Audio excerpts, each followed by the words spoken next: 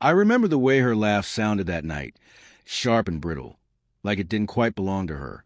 It was our anniversary, a milestone I had been anticipating for months. I had planned everything. Candlelit dinner, her favorite wine, that small velvet box with a charm I designed myself. She smiled when she saw it, but there was something in her eyes, a flicker, a hesitation, that I didn't recognize. I brushed it off. I wanted to believe. I had to. We sat across from each other, the restaurant buzzing with quiet conversations, the clink of glasses, the faint scent of garlic and rosemary. I reached across the table, took her hand, and said, "Happy anniversary, love, to us." She squeezed my hand back, smiled, and I swear it was rehearsed, like she'd done it before. Somewhere else, the first sign was subtle. A missed call, then another, small things I rationalized. She's busy, I told myself. But her phone kept lighting up under the table, and she would shift her wrist away, laugh too quickly at nothing, or sigh with that quiet tension I couldn't place. I began questioning myself, my instincts, my imagination. Maybe I was overthinking. Maybe I had grown paranoid with age. That night, I noticed her phone buzzing again. I didn't want to invade her privacy, but curiosity, and something darker, won. Her screen flashed a message. "Can't wait for later. Tonight was perfect." My chest tightened. Later? Perfect? My mind scrambled through every moment of the evening. Did I misread her? Was this playful teasing from a friend? No. The tone, the way her thumb hovered before typing a reply. That wasn't innocent. I waited for days, trying to convince myself I was wrong. I looked for excuses. Stress at work, fatigue, maybe a surprise she was planning. But then came the small lies. I left my charger at the office. I was out running errands. I forgot to tell you. All the while, her smile never quite reached her eyes when she said them. I hated myself for doubting her, but my gut told me otherwise. It all fell apart a week later. I went to retrieve some papers from her car and saw it. An unfamiliar receipt, hotel stay. Her name signed with my handwriting accidentally scribbled in the corner of a note. My hand shook as I pieced it together. The tiny inconsistencies, the late-night texts, the nervous glances, they all formed a picture I didn't want to see.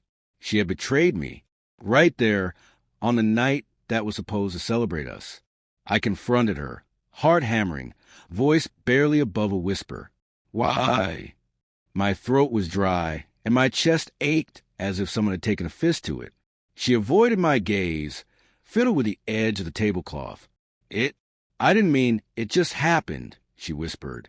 Her words were clumsy, unconvincing, but the guilt was visible, raw. I wanted to scream, to hurt her the way my heart was hurting, but all I could do was stare. For days, I replayed every memory. The way she looked at me that evening, our laughter, the gentle touches. Were they all lies? Or were they just fragments of the love we once had, tainted now? I felt rage, sorrow, disbelief, and unbearable longing. Part of me still loved her. Part of me wanted to forget, to forgive, to erase the betrayal. But another part of me knew I couldn't. Not this time. Then, a week later, she showed up at my door. Her hair disheveled, eyes pleading, hands trembling. "I made a mistake," she said. "I want us back. Please. I can fix this. I love you."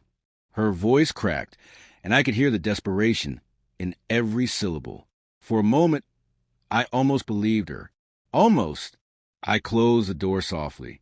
No shouting, no tears, no drama. Just a quiet finality that left her staring through glass, realizing she had pushed too far. I felt the weight of our history, the shared nights, the whispered dreams, the promises, but also the weight of my own self-respect. I couldn't let her betrayal define me, or let her manipulate my pain for her own redemption. As I walked away from the door, I felt a strange mix of relief and emptiness. The silence of my apartment was deafening, yet liberating. I sat on the couch, tracing the rim of the glass I hadn't even poured yet, and let the memories wash over me, not as evidence of a perfect past, but as lessons carved into my heart. Trust is fragile. Love is fierce. And sometimes, leaving is the only way to reclaim both. That night, I finally allowed myself to feel it. The quiet strength of survival, the slow rebuilding of my own life. I would always carry the scars, the echo of her betrayal, but I was no longer her prisoner. The chapter closed, not with vengeance or anger, but with the solemn, unshakable truth. I would rise again alone and stronger than before.